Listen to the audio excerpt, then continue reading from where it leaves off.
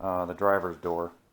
So as I showed, and I'll show again quickly here, you can see that the driver's side got bashed and pushed back, and down here this part should line up right about here. So you can see it's gotten pushed back. Just the top half of the cab got pushed back 2.5 inches or so, and so that's why the door, when it was mounted, would not line up. So what I did is I left this all alone, brought the cab here to the house, left everything alone for now, pulled the door off, and I'm restoring the door so that I can put the door back on, and then I can start pushing this body back into shape until the door fits. So door skin's pretty bad. I did bang it out quite a bit and got it into much better shape than it was, and you can see that it's, you know, it's dipping down at the bottom there. But the funny thing is, when I put the skin back onto the frame, it straightens out relatively well, so pretty good chance I can do a little bit of body filler and I might be good. So the internals, pulled all the internals out. Door latch, I had to try to find door latches. Could only find the passenger one. They're just not, there's nothing out there. So I got some different random springs, replaced that spring, and then there's a spring inside the mechanism. Kind of just jimmy rigged it the best that I could, put a bolt through to hold the whole thing together, and that actually works. I got it all put back together and it's functional. It's not perfect. I may replace it someday. But they're not very easy to replace when the door's together, when the skin's on. So that's going to be interesting, but because this rail right here doesn't, it's tack welded, spot welded on to the door. So trying to get this whole mechanism, you know, pulled out of there is not very easy. And then I pulled the window mechanism out, cleaned it all up. It was a mess. And cleaned it up really good, lubed it up. It's functional, it's good. The rail, powder coated this just so that it's not gonna rust. Kind of, as you can see, I primed the inside of the door so it doesn't rust anymore. Let's see, got new seals, new run track, so there's a new track here for the window to go up in, this one here that goes all the way up and over. And it's all put back together for the most part. I took the glass down to a glass shop. They're cutting me some new pieces. I should be done today, hopefully. Here's the winglet. Powder coated the winglet frame. I still need to do this piece. Got new seals here, so it should go back together real nice. Got new door handles and everything, and I'll get it put back together. But that's just a quick update on where I'm at on that. I'll come back to you guys after I get the glass back and I put it back in here, and then I'll put the door skin back on. And hope and pray this door comes out okay. It's going to take a lot of body work to get it right, but it's been a lot. I mean, I did a lot to get it back to shape. It's this whole bottom edge was completely mangled, and the whole bottom edge of the door skin was completely crumpled and mangled. So for what it was, it's pretty good right now, so we'll see how it comes out. After a lot of frustrating work, I did finally get this thing to work. So you can see window comes down. it gets a little stuck right there, and I can't figure out why, because it just doesn't seem to be a major issue. And then it comes the rest of the way for the most part.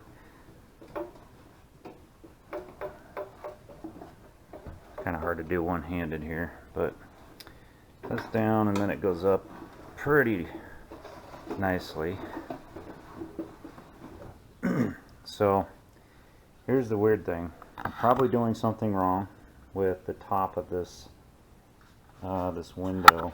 So if you look at where the center frame kind of sticks above, let me get my viewfinder back here. Kind of sticks above the window there. Seems like it should come down to the edge of the window. But unless the person who owned this truck before me and installed a window did it incorrectly or got the wrong size glass, this does it on the original. This is the original passenger window, and the goofy thing is this bottom rail is anchored to the upright channel, and so these two screws hold it in, which pretty much locks in the dimensions. And the window's all the way down, the glass is all the way down in this channel, and it's all the way over in this channel, and it still sticks above. The channel still sticks like an inch higher than the glass. So either these were the incorrect windows cut for this particular truck, or it's made that way and there's a gap. So the problem is, and I'll show you, when I bring the window all the way up, so that is all the way up, and if you can see, let me get my viewfinder back again here. You can see that there's a little bit of a gap right there. It doesn't quite come all the way up, and when it sits into this this upper channel, it still leaves a gap, of course. So I'm not really sure what the deal is. That's the only thing I can think, is that the original glass that I got this truck was cut later after manufacturing, or it's really made that way.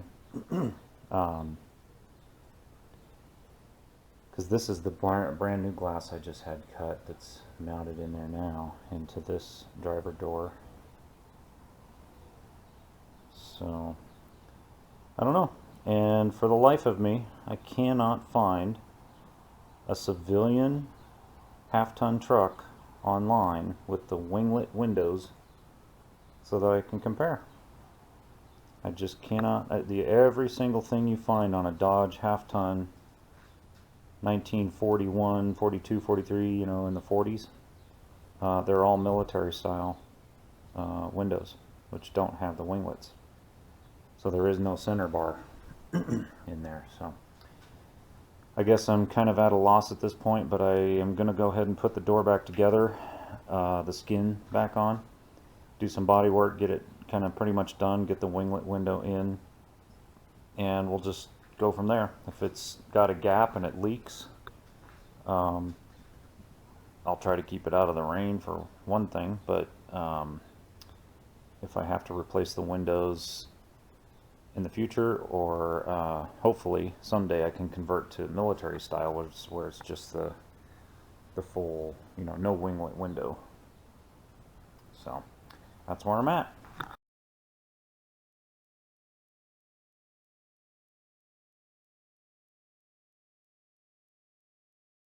Back on with the door skin, and like I said, it's ugly. This thing was really bad. It was super wrinkled. I'm sure you saw in some pictures. Super wrinkled. So it's all just a hope that I can body work this thing a little bit with some, maybe some filler to try to get it back to decent shape. But I've got these clamps kind of holding the bottom side of the door together so I can get the skin over the top and then start crimping the edges back down here. So once I get those all crimped back down, then it will be reassembled. I'll double check window operation. I'll probably do that here pretty quick, just all throughout the process to make sure that window doesn't bind up or anything. But there we go.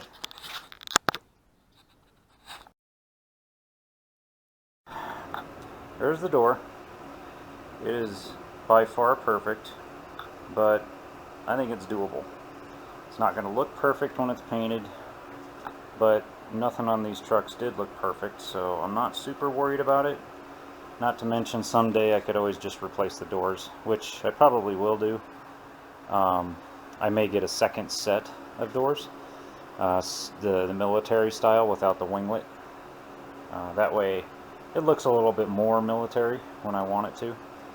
So we'll see what happens, but it's pretty smooth. It's not too bad. A few little waves here and there, but overall it's 10 times better than it was all crumpled up. So there's that. So now what I've done is I spun the cab around, and I have blocked in a jack, as you can see here, and I'm going to start pushing the front of the cab back to where it's supposed to be.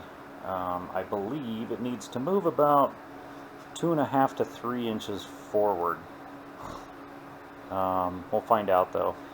But what I'm going to do is I put that piece of tape on there and put a big visible mark so that I can see exactly how far I'm moving it. I will take a measurement on the other side and get it as close as I can to there. I'll release the pressure because I'm sure it's going to have some spring back. And at the same time, I think what I'm going to do is try to get in and pound that dent as I slowly jack this thing out so that it maybe helps to pull that dent out. Not sure if that's really the right way to do it or not, but that's what I'm going to try, and that's where I'm at. So I've got to get this cab back into shape so the door actually fits and closes and latches and everything. So as soon as I get it to where it is the same measurements as the other side, then I'll take all the blocking out of here and I will mount the door back on and start fitting, just to see if the door will shut at that point or if I have to do some more adjustments. So that's where I'm at. I will show you real quick here. I'm just turning this by hand. You can see it's already starting to move the body out pretty easy. So I'm just turning that jack by hand. Whole bunch of rust down in here that I'm gonna have to repair. I'll maybe just cut it out, weld in a nice clean plate, and then I'll replace all of the wooden floorboarding with the hatch for the battery and all that. Bend all this stuff back because you can see the floorboard's kind of bent up right there. But I think I'm gonna be successful. We'll see what happens here.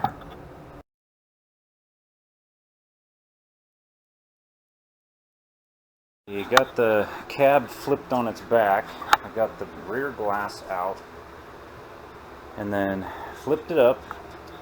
So down here you can see I've got a little bit of rust. Not bad though, so at least I have something to replicate on this side, which is horrible. And it's really not necessarily most, there is a lot of rust, but mainly from damage. So I gotta try to get this bent back into its original condition. You can see that bent right there, so I gotta straighten it out. Lots of rust back in there. So that's next up on the list of repairs. And I did wind up moving about 2¼ inches actually. So I was right the first time. It's about 2¼ inches, I think. I still have to put the door on and match it up, but I think I want to try to repair this whole section here because you can see this is split. It needs to come back together and be welded. There's a weld that broke right there. So that's why I flipped it up, because I'm going to try to repair, bend all this stuff back as best I can, get it pinched back together to where those two spots match up where I can weld them, and then get them welded into place so that it's actually fully back together the way it's supposed to be, so I can then try to match the door. But while I have it flipped up, it's really easy to get in here and get these gauges out. So I'm going to take all the gauges out and all that stuff while I'm in here, and do whatever little repairs I need to do on the bottom, like these rocker panels. Try to fix them. I'll fix that rust spot. It's really not bad. I mean, it's a little rusty, but 80 years old and it's pretty good. Thankfully it was sitting on a mountain in Colorado and not down south somewhere, because this would be a total loss if that were the case. So, looking pretty good. Got my work cut out for me right up here though, so we'll see what happens. Working on the floor, notice, I think I filmed it before, but how rusted out that little angle is on the floorboard, and it was real super rusted out on the driver's side too. So right here I took my plasma cutter and cut it out, cut the rust out. I tried to preserve as much of the integrity of the and structure of the floorboard as possible. Luckily I was able to. And then I took this galvanized piece of steel and I'm going to patch it in here.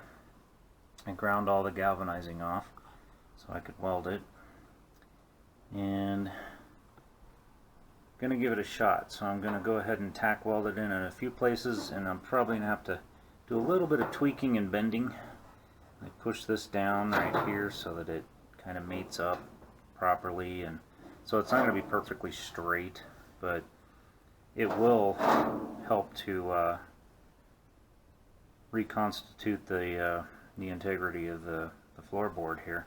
I'll probably brace it a little bit underneath also, and it'll all be covered up with floorboard, like a rubber mat anyway, so I'm not too worried about the looks, but I am trying to do a relatively good job for not knowing what I'm doing. So I'll come back to you when this is done.